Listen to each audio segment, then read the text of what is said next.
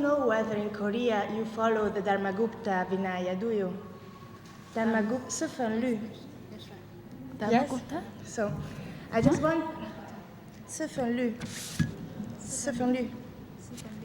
Okay, anyway, I just wanted to say that according to the Dharmagupta Vinaya, and only according to this, as far as I know, a bhikshuni ordination conferred only by bhikshus is considered valid, but only in particular circumstances. So, from the Dharmagupta point of view, the Chinese lineage is valid. I don't know whether it is valid or not from, for instance, the Theravada point of view, but from their point of view it is valid. There was, this is because in the Dharmagupta Vinaya, there is written that the ordination conferred only by bhikshus, only by bhikshunis, is not valid. But there is no mention about the ordination conferred only by bhikshus. So they give it for granted that since it is not mentioned, it is valid. And moreover, there is this Buddhist scholar, Gurna Varman, who spoke about the possibility for bhikshunis to receive the ordination only by bhikshu if there are no bhikshunis in the area. And according to this, according to that,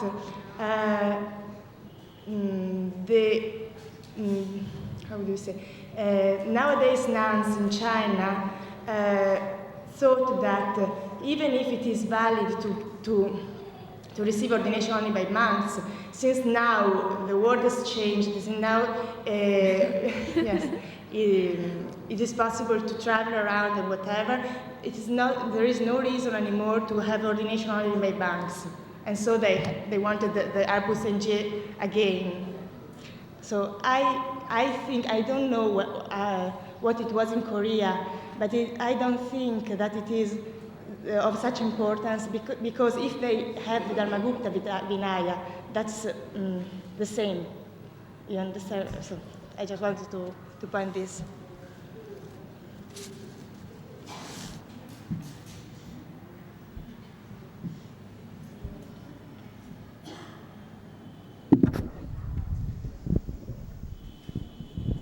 Is there any other questions for the panelists? Yeah, would you like to come up? I just want to say one thing on the Korean ordinations.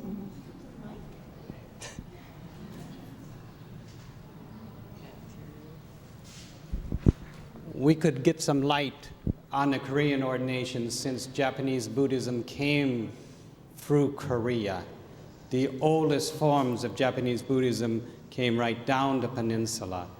And the ordination that is done in Korea is the same as was done in the 6th century when the Japanese received Buddhism through Korea. So it's an unbroken chain since the 6th century AD. So the Korean tradition is very ancient, and they didn't change. The only reason they changed and have been having problems is because of the occupation of Japan into Korea, when they disrupted the Sangha, and the Koreans, mostly the Chogichong order, have purified the Sangha, both the Bhikkhu Sangha and the Bhikkhuni Sangha, when they excommunicated the sect that was a married sect.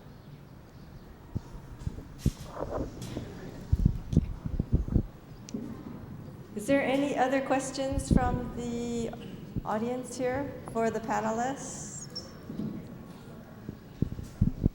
Do you have any announcements?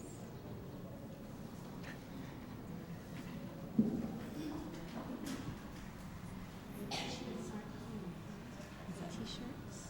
Oh, the T-shirts? Yeah. No, I guess not. I don't see the T-shirts. So, no, I guess that's it. That's it, huh? Okay, if there are no further questions, let's adjourn for lunch. Thank you.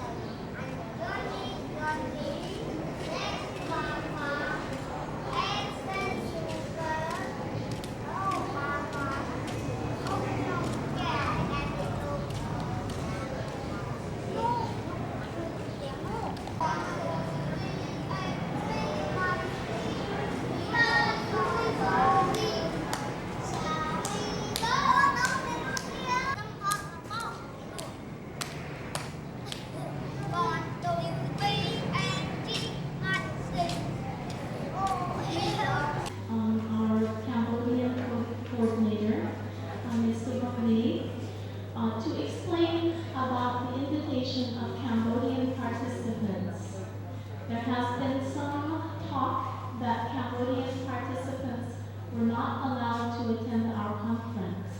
I would like to clarify this matter.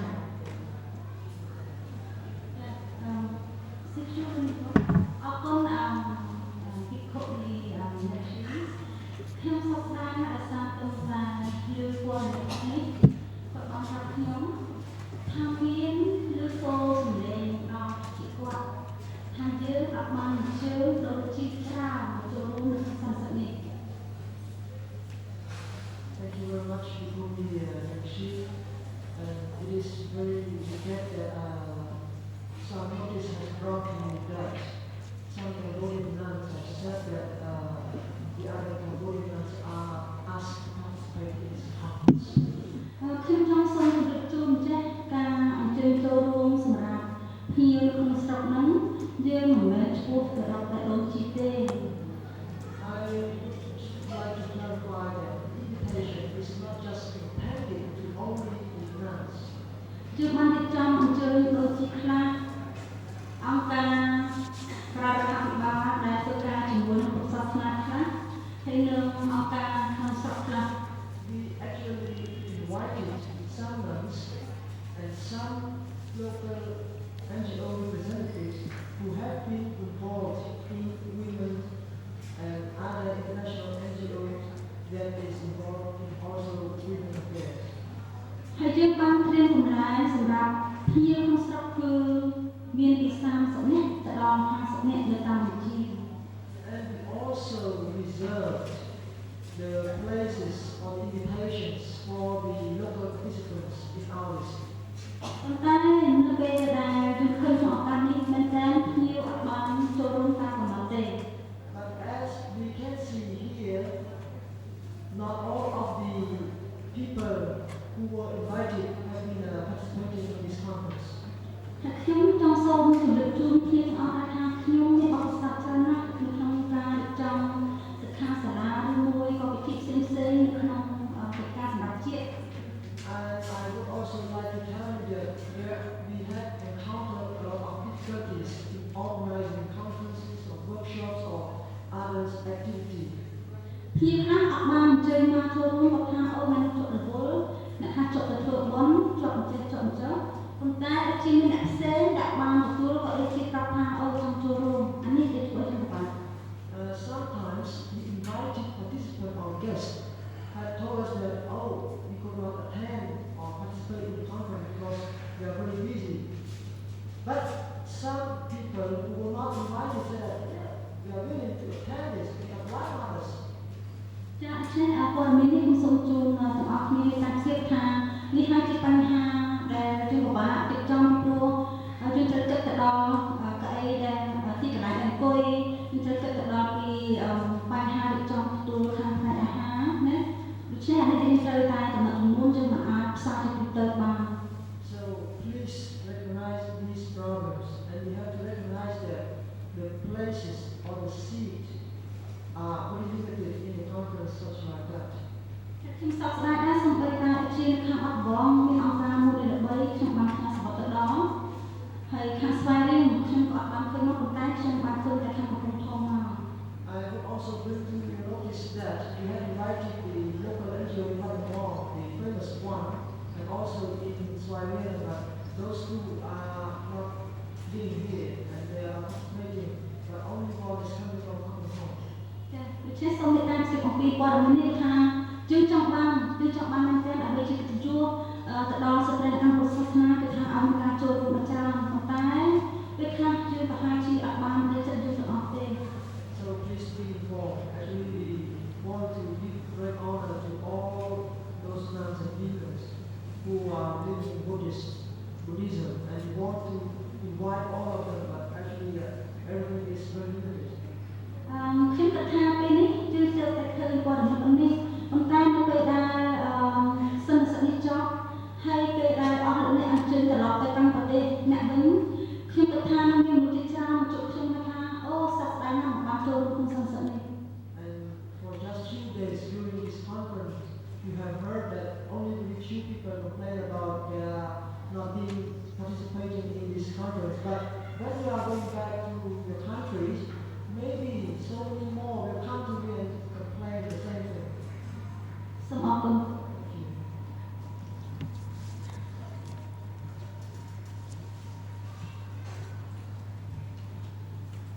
So, did everyone understand? The Sakatita conferences are always open to all. All events on this program are open not only to registered participants, but to all men and women of Cambodia. The doors are open. Okay, so that includes the Sakatita meeting. It is open to all.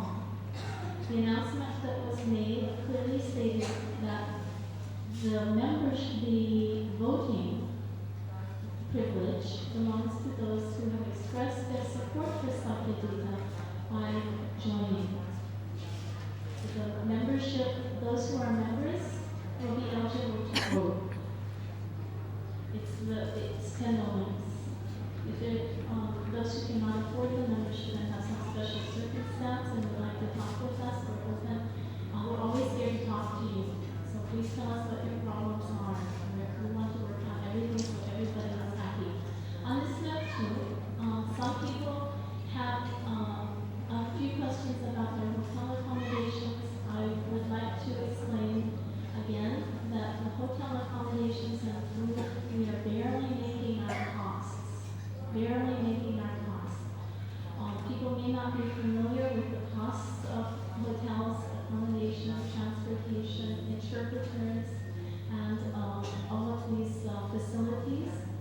But let me assure you that we are not making a profit off of this conference, and if we do, we will use any surplus to benefit the women of Cambodia. If you have more questions, please see me. We are also preparing an evaluation form so that people may express their suggestions, complaints, and any information that would help us to do better in the future. Gabriela, do you have any announcements about the tour?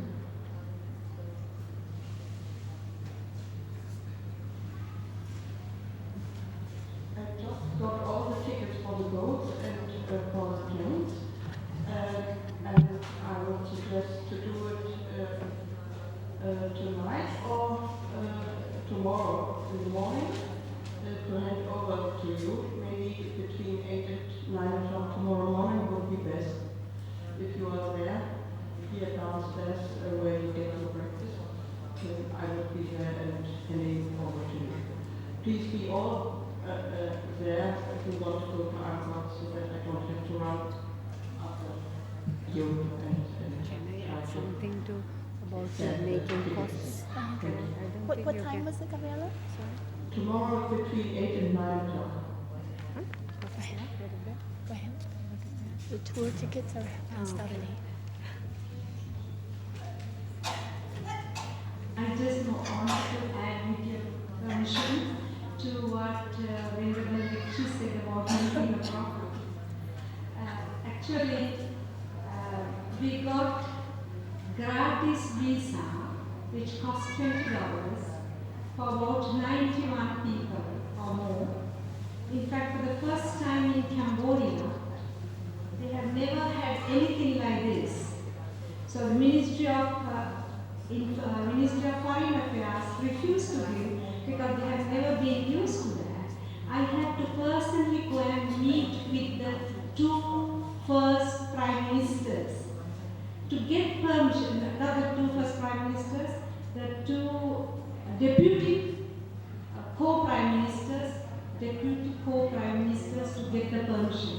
Because it created a precedent, 90 odd people being given gratis visa. Same thing for getting free entrance to Angkor Wat. You will see on the permission that we got, they have a format only for 24 persons. So far in the history of Cambodia, maybe 24 persons would have been allowed to go on the same trip. I don't know. So they have written 3 forms. We have to carry 3 forms.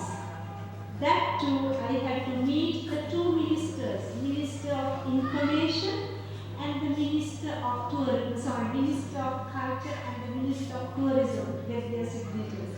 So unprecedented so far. And we are saying $60 each one of you.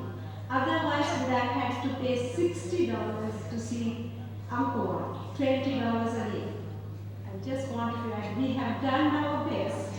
And, and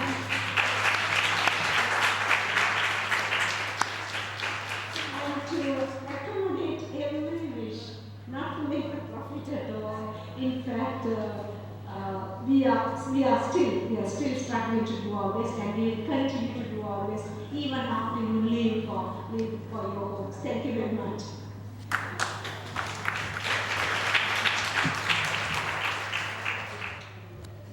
So with that, I'd like to invite our speakers for this afternoon to please take their places.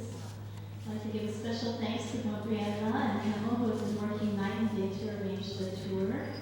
I'd like to thank, we've spent more than $3,000 in postage and fax expenses, and many people have taken these expenses from their own pocket, namely Dr. Nono Pratt and Venerable Wangmo, helping to arrange for others to attend and donating these expenses from their own side. So I really appreciate it.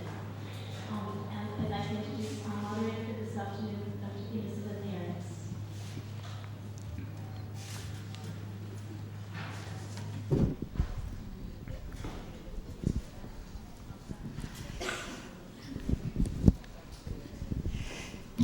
Transforming women's roles in Buddhism, strategies. A very interesting topic for one of our last sessions. And 3 interesting presentations.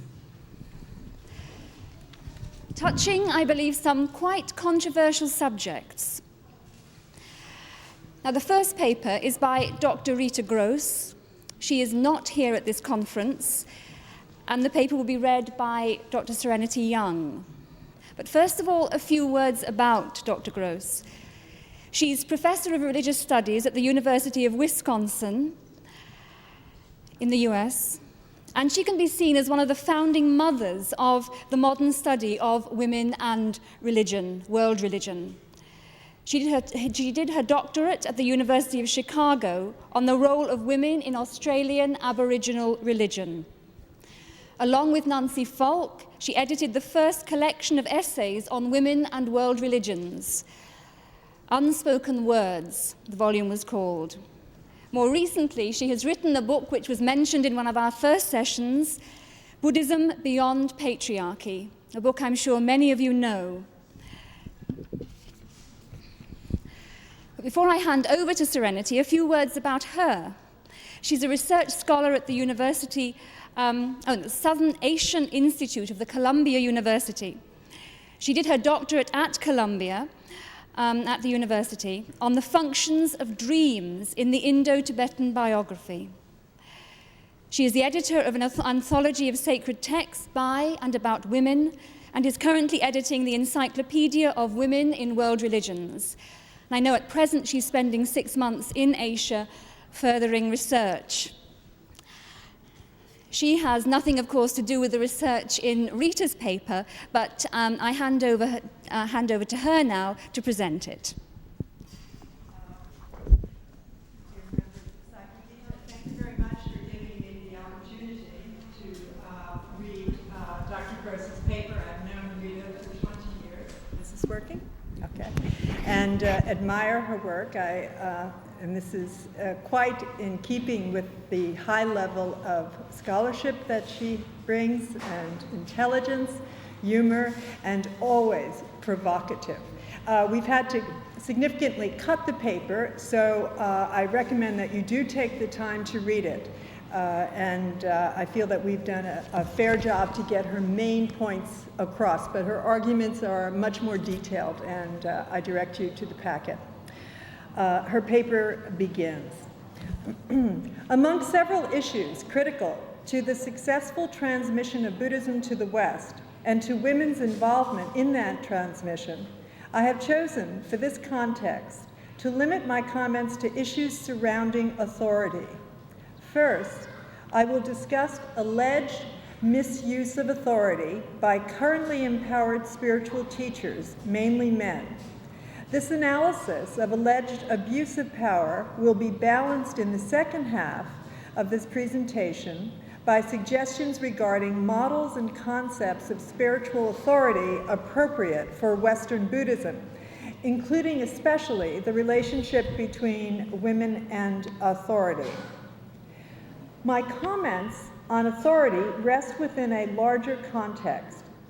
I do not regard the issue of teachers' sexuality to be as central an issue as do some other Western Buddhists. Rather, in my view, the central issue is the development of post-patriarchal feminist patterns of community and post-patriarchal modes of authority. I will be drawing upon my own experience and knowledge as a feminist Buddhist theologian, and I will be directing my comments primarily toward Western Buddhists, both toward explicitly feminist Buddhists as well as those who do not use feminist resources as directly as I do. First, I take up the issue of alleged sexual misconduct on the part of male Buddhist teachers. With extreme reluctance. I do not consider this to be a central issue in the long-term goal of developing post-patriarchal Buddhism.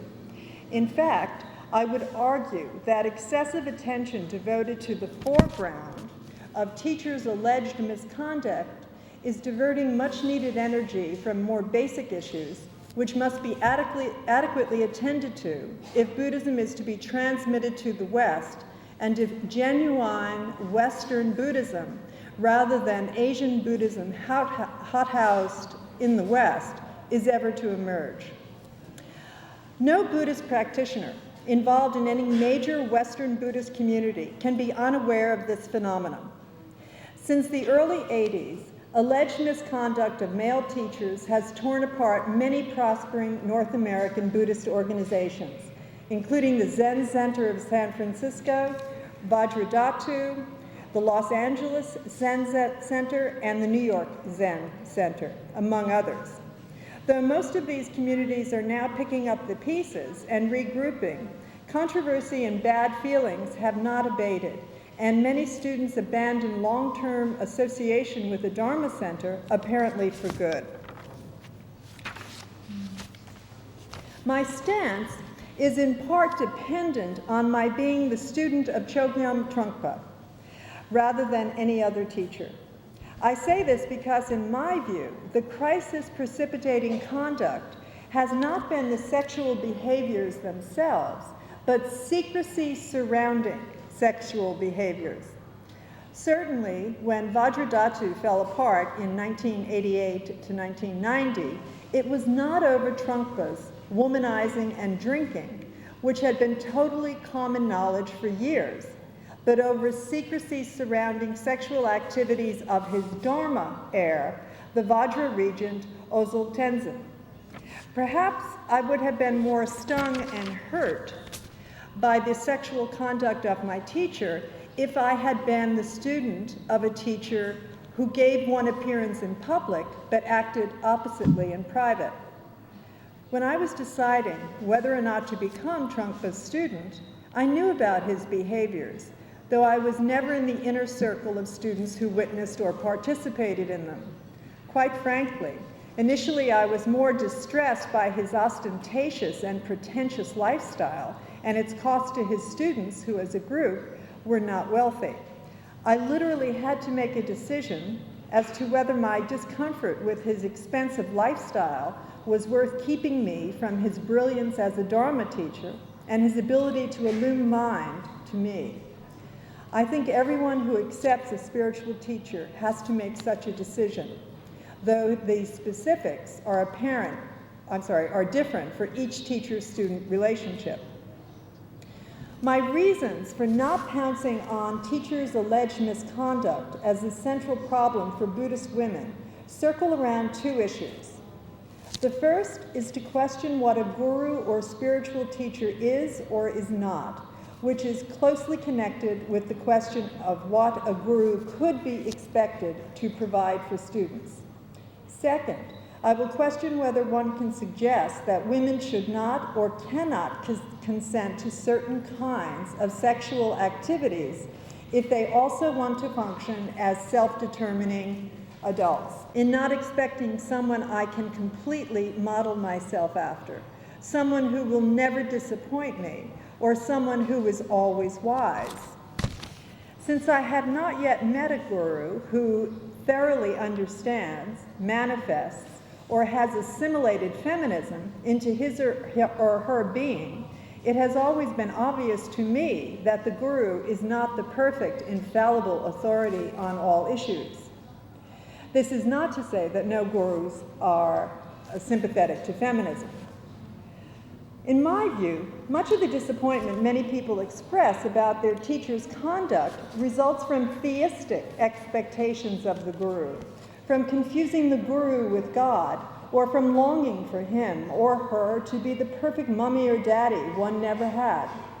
It is also my view that the demand for a perfect guru is, in practice language, an absence of resistance, a phenomenon well known to every meditator and meditation instructor, as one of the tricks of the habitual mind or ego in the Buddhist sense to protect itself from deconstruction and freedom. The demand for a perfect guru is resistance in the form of the statement, unless I find a guru and a spiritual scene that I totally approve of, I won't practice meditation with them. I do not think that there is a spiritual teacher out there who is also a perfect, flawless role model in every regard, whatever that might be. I would suggest that the quest and the demand for such a teacher are quite immature, and that the student's rejection of a teacher who is not perfect says more about the student than about the teacher.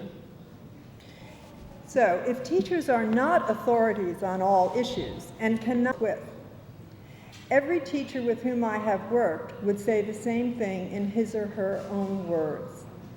A teacher also understands the skillful means, the meditation practices, to bring a student to penetrating insight into his or her own unsullied mind, and can transmit those practices and instruct the student regarding them. These are the things I sought and seek from my teachers, for my feminist view and practices did not give me sufficient access to them. I do not have to approve every nuance of a teacher's behavior to respect and learn from them, because I do not expect them to be the all-wise, and I do not expect them to model for me all aspects of my life. My assertion that the guru is not the authority on all issues does not conflict with the devotion to the guru that is so important in Vajrayana Buddhism and some other forms of Buddhism. One is required to appreciate and follow the guru's meditation instructions, but one is not required to worship or imitate his or her lifestyle. Devotion is not blind hero worship, but rather intelligent application of the teacher's methods and messages. I also reject the frequent comparison of sexual encounters between spiritual teachers and their students to sexual contacts between bosses and secretaries or between professors and students. Most especially, I reject the comparison of the guru-student relationship to the therapist-client relationship, which is so inegalitarian that sexual relationships would almost always be exploitative. I reject both elements in this comparison. The guru is not a therapist, and the meditation student is not a therapy client. It cannot be claimed that sexual relationship between a spiritual teacher and a student must be inappropriate and exploitative, though under certain conditions such a relationship might be exploitative and inappropriate. Such a relationship could also be mutual and mutually enriching, and in some cases surely has been, as has been attested to by some women I know. I am extremely troubled by the development in recent feminist discourse to proclaim women as victims in such sexual encounters and to seek to make rules that would protect women from such victimization. I am troubled because this move is directly counter to the basic feminist drive to define women as adult human beings who have a right to make their own choices. I see no way in which we can affirm both that women are self-determining adults and that adult women cannot be trusted to make their own decisions regarding relationships with so-called powerful men, but must be protected from sexual advances from such men. Formerly, women were often coercively paired with powerful men. Now, some would forbid such pairings under any circumstances. But either rule equally denies the agency of women. There is not much difference between telling a woman that she must become the sexual partner of a certain man and telling her that she should not or cannot become his partner. Rather than making it almost impossible for men to make sexual advances without facing the possibility of sexual harassment charges, we need to encourage women's self-esteem so that they do not feel pressured by offers that are unattractive to them. And of course, women must be protected unconditionally from the negative consequences that can come with refusing a sexual proposition in a patriarchal context. But if a spiritual teacher and his or her student accept each other's invitation to sexual activity, it is quite unfair for the student later to claim that he or she was a victim of sexual abuse. Nor could the student claim that they expected the relationship to proceed like a conventional romance. Only the most naive person could have begun a sexual liaison with someone like Trungpa, expecting that he was entering into a permanent romantic relationship with her. For these reasons, I am reluctant to make blanket condemnations of teachers who have sex with their students, but would suggest that only under certain circumstances are such encounters abusive and inappropriate. If teachers are bound by vows of celibacy, obviously they should not be engaging in sex with their students. If a teacher were to withhold Dharma instruction or transmissions unless the student engaged in sex, or if the teacher were to insist that a sexual relationship is necessary to the student's spiritual practice, these would be serious problems and should be dealt with as such. They would indeed constitute sexual abuse. If the teacher has a track record of brief relationships with troubled, immature, distraught students, especially those new to Dharma practice, one should become suspicious. In addition, I am skeptical when the teacher practices what I call the patriarchal politics of mate selection, which is to say that the female partner is most often young and conventionally attractive, whatever the age of the male partner. I want to suggest that those who adamantly condemn sexual relationships between spiritual teachers and their students are overly reliant on conventional morality, especially conventional sex ethics, which are often erotophobic and repressive. Since I have never been particularly impressed by conventional standards of sexual morality, I am not quick to judge or condemn the sexual activities of others. What troubles me most about the topic of teachers and their sexual activities is the hold it has on Buddhist practitioners and communities. Many people seem to have a great deal of trouble practicing the Buddhist virtues of equanimity and detachment when discussing their teachers' sex lives. The way people nurse and hold grudges is not at all in a Buddhist way of working on issues. And I would like to make an appeal to the feminist principle of choosing our battles wisely, because we can't fight them all. I consider the independent issues of community and authority to be much more basic to the well-being of Buddhism in the West. And here begins part 2 of her paper, which is the issues of hierarchy and authority in modern disperse authority among more people have occurred. Therefore, this is a very provocative time at which to suggest that I think the most important issue for Buddhist women is the transmission of spiritual authority to female gurus. Indeed, on some occasions when I have introduced the issue, women have adamantly insisted that guruship is an inherently corrupt phenomenon and should have no place in post-patriarchal Buddhism. Thinking that all the parts of the tree should be equal and therefore equally exposed to the earth or sky is not helpful. But nothing in the concept of natural hierarchy assumes that whatever hierarchies we may currently experience exemplify natural hierarchy. In fact, since most conventional hierarchies we experience are based on irrelevant and arbitrary criteria, such as gender, race, class, sexual orientation, and so on, rather than on learning, discipline, accomplishment, and wisdom, they are most certainly unnatural hierarchies. On the other hand, people can find their niche at which they are most comfortable, most productive, and most able to contribute to society.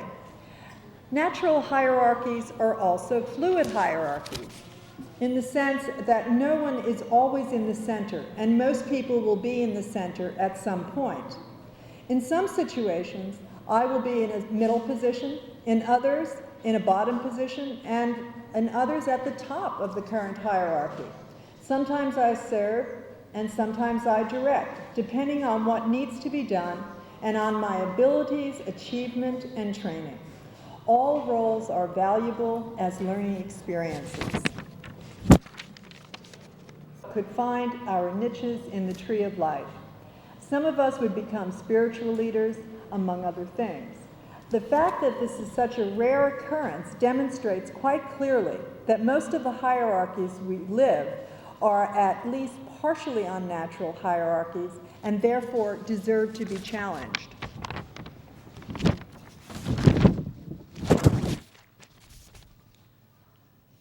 In patriarchal systems, by definition, women are forbidden to hold authority, though feminist research shows that they often wield considerable power nonetheless. Since the defining trait of patriarchy is formal male control of the society, clearly women who hold formal authority would fundamentally contradict the system. With some exceptions, Buddhism has followed this patriarchal norm throughout its history. Thus, there is no question that Buddhism cannot become post-patriarchal until women wield authority in Buddhism. However, that comes to be defined and structured eventually in Western Buddhism. That is one of the reasons why I claim that the presence of female gurus is so crucial as the central issue for Western Buddhist women. The transition point when women finally achieve authority to Western Buddhism is, however, fraught with another grave danger. Earlier, I expressed my longing to see a female feminist lineage holder in my lineage within my lifetime. That second word is crucial. Unfortunately, in many systems, the first women to achieve authority are clones of the men who have always held authority, which solves almost nothing.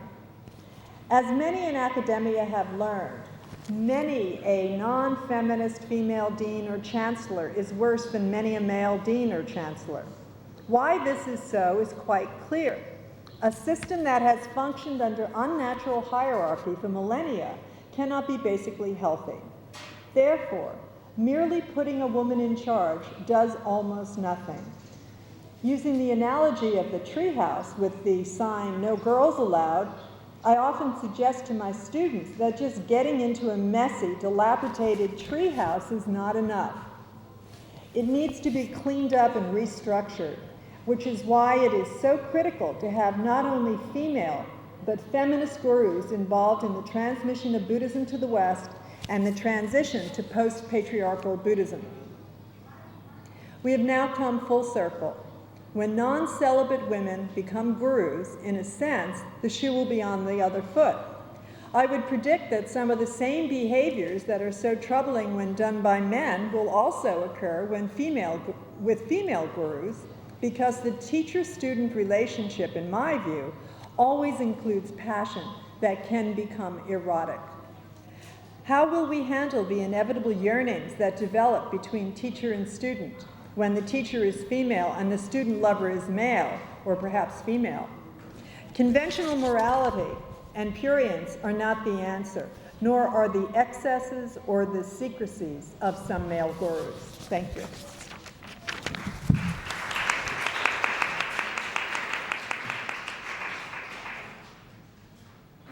Thank you very much, Serenity, for taking us through that.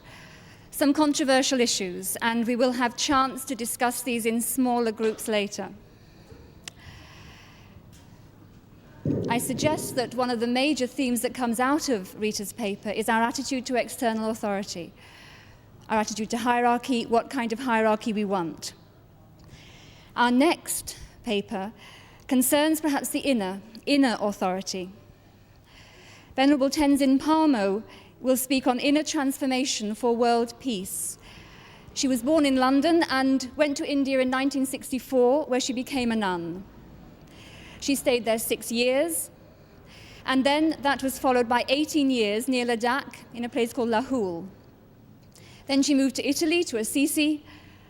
In 1993, she came back to Asia. So someone who has traveled widely, teaching and practicing. It was in 1973 that she gained higher ordination in Hong Kong. So I now hand over to Venerable Tenzin Palmo. So, Venerable Bhikkhus, Bhikkhunis, and Dharma brothers and sisters.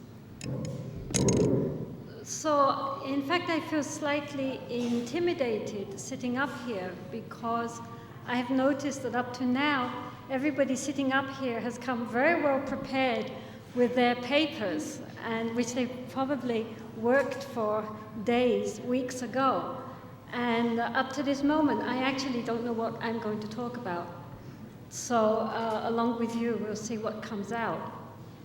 When I looked at the title today of what I'm talking about, it's Inner Transformation for World Peace.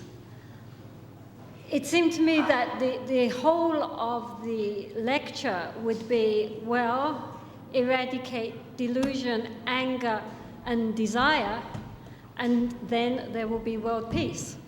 And that's it. What more is there to say? But if I have to take this talk for 15 minutes, then there are 1 or 2 points I would like to make. First of all, we inhabit the world which we ourselves have prepared for ourselves to inhabit. In other words, the whole universe is held together by the collective karma of the beings who inhabit that world. So therefore, the kind of world which we are experiencing today is the result of all the karma of body, speech, and mind, which has been already seeded from the past. So therefore, if we are continually creating the causes of violence through our unskillful karma of body, speech, and mind, we cannot expect that there is going to be peace. Do you understand? I mean, it's not enough just to make a proposal saying from now on we're all going to get together and hold hands and be peaceful, because already the causes have been created for a very aggressive society. And our present society in which we live now is absolutely devoted to propagating the 3 unwholesome karmas. You know, our society is based on greed and violence. Even our entertainment is based on greed and violence. And that being the case, how can we hope that overnight there will be peace just because we get together and mouth platitudes? I mean, we take, for example, a very simple thing like the amount of meat we eat in the world. Now, all these animals which are raised and in often intolerable conditions and then slaughtered. I mean, we are talking about millions of animals every day. Now, that karma of killing all these animals because of our greed, we have to see the results of that karma. And even little children, when they sit down 2 or 3 years old in front of a television, even just to watch cartoons for children, it's all about people blowing each other up. You must have all seen these kind of cartoons. And so then the children, I mean, I sometimes stay with lay people, they have small children, 2 or 3 years old. Their idea of playing, both the girls and the boys, is to do kind of kung fu or blow each other up with various, I mean, anything they pick up, of course, they go bang, bang, bang, and pretend to kill each other. So what I'm saying is that if we have those kind of traces in our mind, which our society very much encourages, then we cannot expect that tomorrow there is going to be universal world peace. We are not making the causes for that. I mean, even peace organizations are so often based on aggression. I remember one time seeing an interview with John Lennon, who was, for those of you who don't know, he was one of the Beatles, and he became very popular during the 60s and 70s for advocating about peace causes. But as he was talking about peace, he was getting so angry and so aggressive, and his whole face was just so mad, and just this whole us, so perfect, against them, the enemy. And so, of course, he was just creating war, because what is war about except us against them? So then, if even the peace organizations have this kind of mentality, where is the peace? What can I say? I mean, what I feel is that there is no simple solution.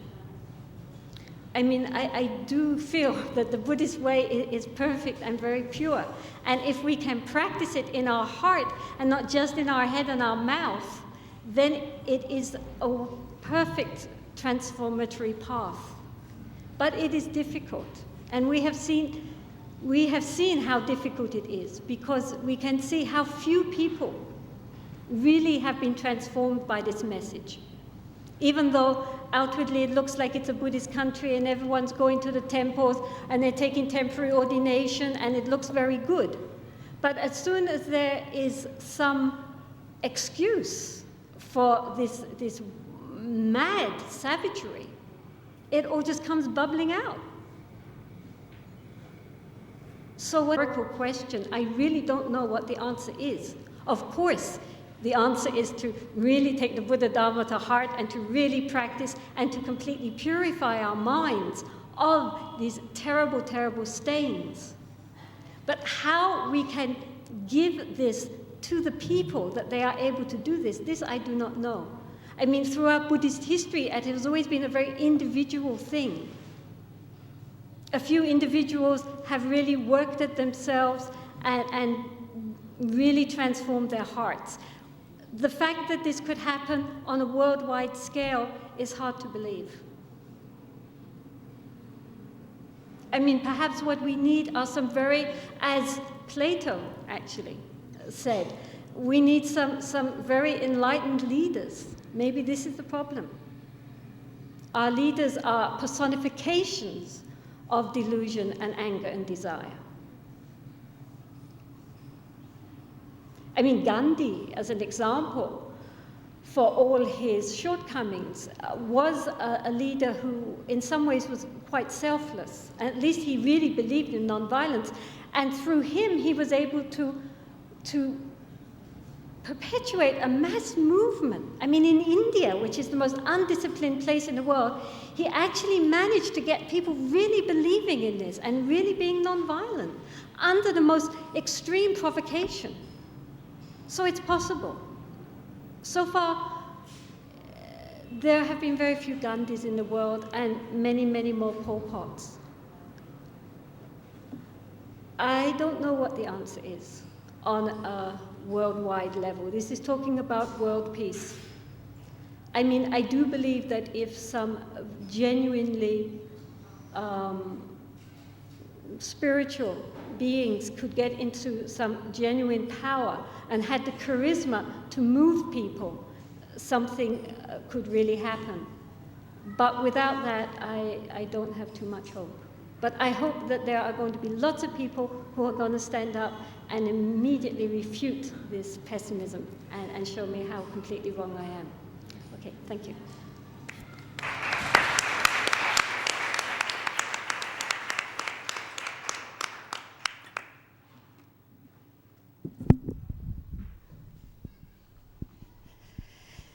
Thank you very much. Theme. Gabrielle Kusterman has been a Buddhist for 13 years and is a member of the Tibetan Center in Hamburg. She has passed a 7-year systematic study program of Buddhist philosophy, of Vinaya, Tantra, and Lamrim, with her teacher, Geshe Tubten Nawang. She now earns her living in a family business company dealing with green coffee from Central America. So I hand over to Gabriella to speak on sexual conduct and misconduct.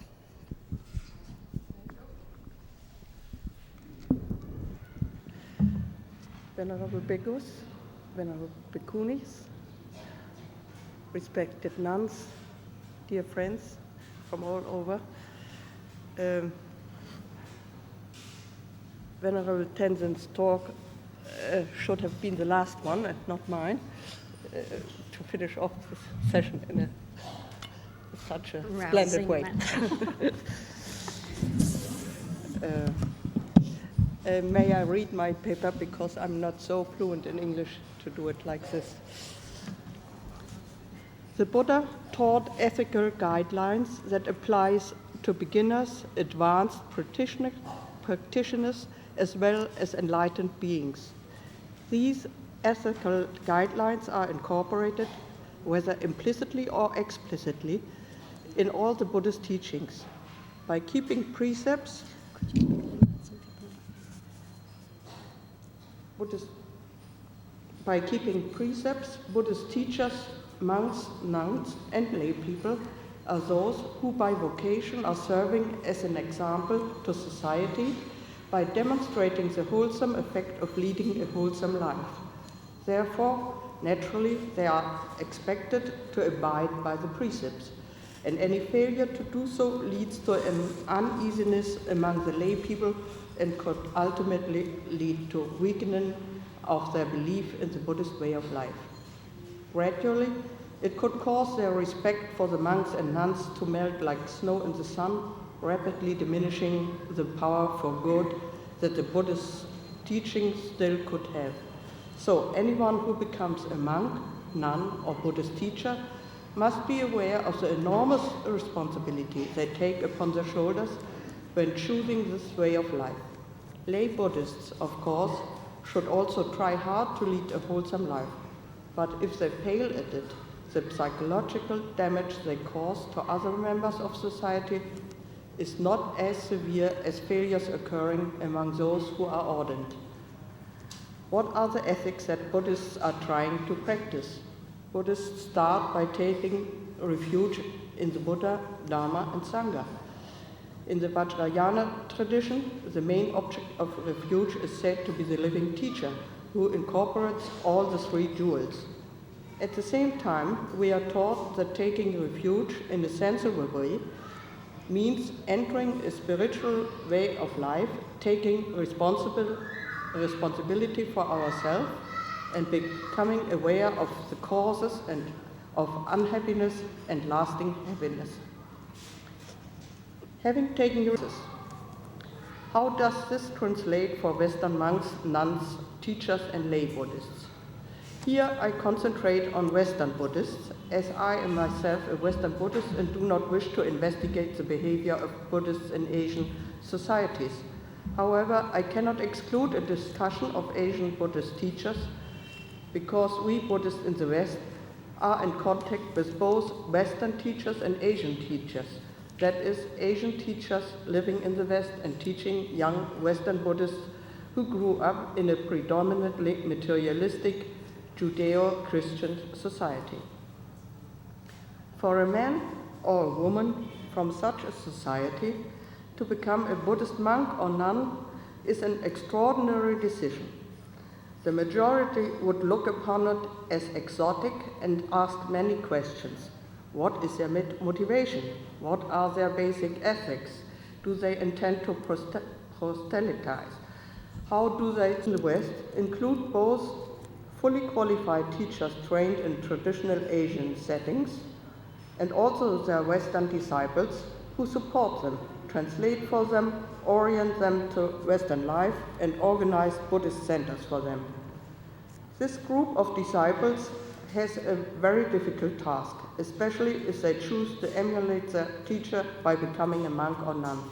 Let us take a typical scenario.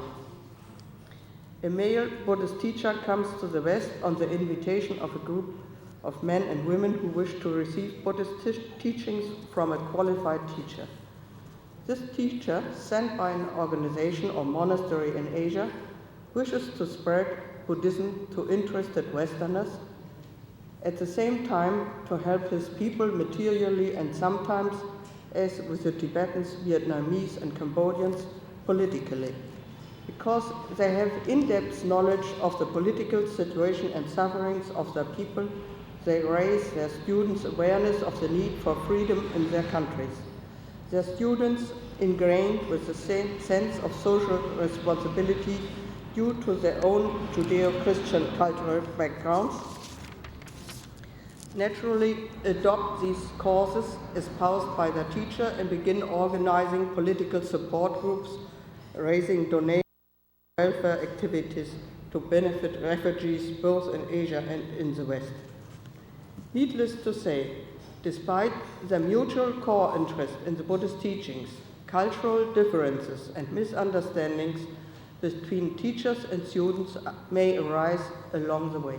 These difficulties become especially obvious if the Asian teacher does not speak a Western language and is dependent upon certain members of the inner circle who are responsible for interpreting his wishes and ideas. Without these interpreters, the teacher would be unable to fulfill his mission and might return to Asia, leaving a large group of followers alone and without guidance. Westerners particularly admire a teacher who teaches not only with words, but through being a good example. A fully qualified teacher, rare to find, who is a good role model is held in high esteem. But becoming a Buddhist and being a Buddhist does not necessarily mean that we are saints. Human beings are constantly challenged by their shortcomings, and Buddhist groups are especially challenged to cope with the human tendencies to admiration, overestimation, wishful thinking, expectations of ideal behavior, and sexual attraction, particularly to teachers. From the side of teachers and members of the inner circle, there may also be a temptation to misuse of power. Because of incidents of misconduct that have already occurred in Buddhist circles, several centers have made pioneering efforts to formulate codes of ethics to guide interactions of Western Buddhists in these crucial formative stages. Prominent among these are guidelines drawn up by members of the San Francisco Center, Insight Meditation Society, and the Buddhist Peace Fellowship in Berkeley. These codes are not meant to replace traditional Buddhist ethical guidelines, but to supplement them. Sexual attraction, being one of the deepest human instincts, may be the most difficult to acknowledge and deal with. For this reason, we may deny it, disguise it, or postpone dealing with it until the situation becomes dangerously out of control. All human beings, male and female, lay and ordained, are vulnerable to sexual desire. Therefore, we must all exert effort to avoid harmful relations.